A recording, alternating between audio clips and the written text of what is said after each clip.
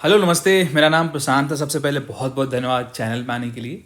आज हम लोग पढ़ने वाले हैं Indian legal and constitutional history में चार्टर ऑफ 1609। इससे पहले हम लोग चार्टर ऑफ 1600 पढ़ लिया था। ये आपने पढ़ा होगा चार्टर ऑफ 1600। इसके पढ़ने के बाद अब अपन चलेंगे चार्टर ऑफ 1609। चलो, चार्टर ऑफ 1609 से पहले थोड़ा सा मैं रिकैप करा देता हूँ आपको। ईस्ट इंडिया कंपनी का फॉर्मेशन हो चुका था। 1600 से ईस्ट इंडिया कंपनी का फॉर्मेशन हो चुका था। और ईस्ट इंडिया कंपनी का जो फॉर्मेशन हुआ था, आप सभी को याद होगा क्यों हुआ था? ट्रेड करने के लिए। तो ट्रेड कहाँ करने के लिए? ईस्ट इंडीज़ में। और मैंने आपको वर्ल्ड मैप पे दिखाया भी था। ईस्ट इंडीज़ वाला जो एरिया है, ये वाला जो आप एरिया देख रहे हो, ये पूरा एरिया क्या है? East Indies. East Indies. और ये वाला जो एरिया आप देख रहे हो, वेस्ट इंडीज़। क्रिकेट में जो वेस्ट इंडीज़ टीम देखते हो ना आप, यही कुछ आइलैंड के लोगों ने मिला के बनाया है वेस्ट इंडीज़ का टीम। तो ईस्ट इंडिया कंपनी का फॉर्मेशन हुआ था 1600 में। और कंपनी का जो फॉर्मेशन हुआ था 1600 में, वो इसी एरिया में ट्रेड करने के लिए हुआ था। और 1600 में जैसे कंपनी ने फॉर्मेशन हुआ, उसके बाद कंपनी ट्रेड करना स्टार्ट कर देती है। देखो, 1600 में ट्रेड करना स्टार्ट किए थे। इंडिया में आके ये लोग सेटलमेंट अपना नहीं बनाए, तो मतलब इंडिया में आके घर नहीं बनाए, इंडिया में आके फैक्ट्री नहीं बनाए, और इंडिया में आके रह नहीं रहे थे। बस ट्रेड साइड वाइड में हो रहा है। इस पूरे रीजन में ये ट्रेड कर रहे हैं। ये जो पूरा रीजन आप देख रहे हो ना, इस रीजन में इनका ट्रेड चल रहा है ईस्ट इंडीज़ में। तो चार्टर ऑफ 1600, इससे पहले का जो चार्टर था जिससे ईस्ट इंडिया कंपनी का फॉर्मेशन हुआ था, और ईस्ट इंडिया कंपनी को ट्रेडिंग राइट्स जो मिला था, वो कितने साल के लिए मिला था? 1500 के लिए। आपको 15 ईयर्स के लिए मिला था।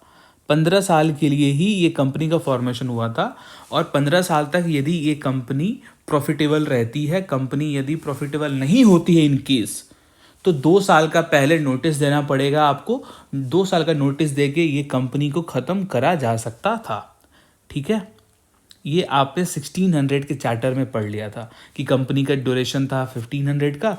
2 साल का नोटिस देके आप कंपनी को ख़त्म कर सकते हो। लेकिन रीज़न ये था, कंपनी तभी ख़त्म हो सकती थी जब ट्रेड जो है प्रॉफिटेबल ना हो। यदि ट्रेड प्रॉफिटेबल नहीं होगा तभी कंपनी ख़त्म हो सकती थी। लेकिन हुआ क्या, एक बार हम लोग देख लेते हैं 1609 में क्या हुआ। 1609 में क्या हुआ? ईस्ट इंडिया कंपनी इस वाले रीजन में बहुत अच्छा ट्रेड कर रही थी। कंपनी को ऑलमोस्ट 8 ईयर हो चुका था। 8 साल इंडिया मतलब ईस्ट इंडीज़ में ट्रेड करते करते 8 साल हो गया था। 8 साल की ये कंपनी हो चुकी थी और गवर्नमेंट को बहुत अच्छा रेवेन्यू दे रही थी। ईस्ट इंडिया कंपनी बहुत तेज़ी से, बहुत रैपिडली इस एरिया में प्रॉफिटेबल हो रही थी। कंपनी इंग्लैंड को बहुत ज़्यादा यहाँ से प्रॉफिट दे रही थी ईस्ट इंडीज़ वाले एरिया से। तो किंग को लगा कि भाई ईस्ट इंडिया कंपनी तो हमें प्रॉफिट दे रही है। तो उस टाइम पे किंग हुआ करते थे, किंग जेम्स वन। और ईस्ट इंडिया कंपनी का जो चार्टर था, चार्टर ऑफ 1600, उसको रिन्यू कर दिया जाता है। देखो, 9 साल में ही चार्टर को रिन्यू कर दिया जाता है। इंग्लैंड को समझ में आ गया, किंग को समझ में आ गया कि ये जो कंपनी है ईस्ट इंडिया कंपनी, ये रुकने वाली नहीं है, बहुत अच्छा ट्रेड कर रही है, इस वाले रीजन में बहुत ज़्यादा प्रॉफिट भी दे रही है। तो इसके चार्टर को अपन क्या करते हैं? रिन्यू कर देते हैं।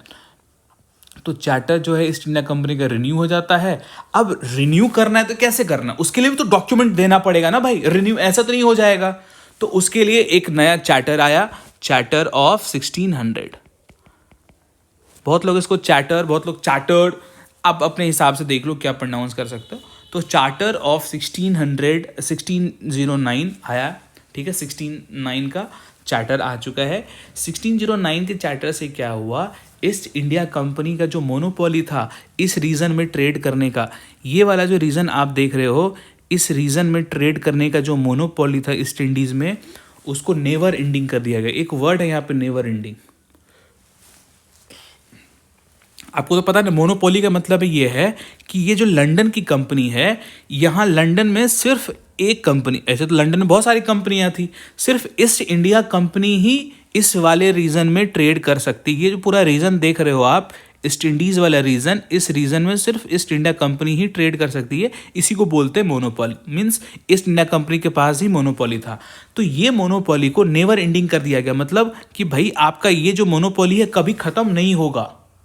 कोई टेन्योर फिक्स नहीं है कि 10 साल 20 साल के लिए आपको ये मिल रहा है, नहीं। अब आपका टेन्योर कोई फिक्स नहीं है, आपको कोई लिमिट नहीं है कि इतने साल तक ही ट्रेड करना है। पहले वाले में 1600 में अपन ने क्या पढ़ा था, इसमें टेन्योर फिक्स था, सिर्फ 15 ईयर्स के लिए ही परमिशन मिला था ट्रेड करने के लिए। लेकिन ये जो चार्टर ऑफ 1609 है, 1609 का जो चार्टर है, इससे कोई टाइम लिमिट नहीं है कि आपको जब तक करना है ट्रेड आप कर सकते हो।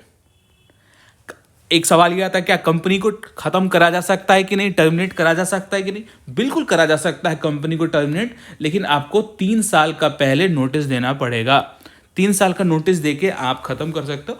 ये तभी खत्म करा जा सकता है इनकेस यदि कंपनी ब्रिटिश इंटरेस्ट को खत्म कर रही है, ब्रिटिश इंटरेस्ट को कोई नुकसान पहुंचा रही है, कोई हार्म पहुंचा रही है, तो ही पॉसिबल है। अदरवाइज आप खत्म ईस्ट इंडिया कंपनी को अब नहीं कर सकते।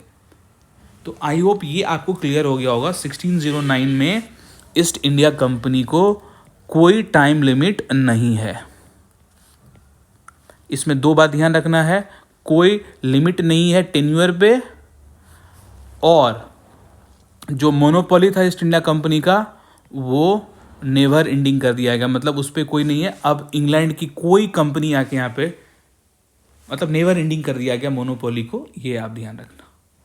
इसमें बस और कुछ नहीं है, ये 2 इंपॉर्टेंट बात है। इस चार्टर से कंपनी का जो ट्रेडिंग राइट्स है उसको रिन्यू कर दिया गया, simple, that's all. I hope ये आपको क्लियर हो गया होगा। एक छोटा सा टॉपिक है, आफ्टर 1600 जब आप ख़त्म करते हो 1600 का चार्टर, उसके बाद ये एक टॉपिक है, जब चार्टर ऑफ 1600 ख़त्म हुआ उसका 1609, अब आ जाएगा अपने को इंडिया में सूरत में ईस्ट इंडिया कंपनी अपना फैक्ट्री सेटअप करती है, कैसे क्या, और सूरत में कैसे ब्रिटिश अपने आप को सेटल करती है, ब्रिटिश का सेटलमेंट कैसा था सूरत में, ये नेक्स्ट वीडियो में देखेंगे अपन। Thank you so much for watching this video.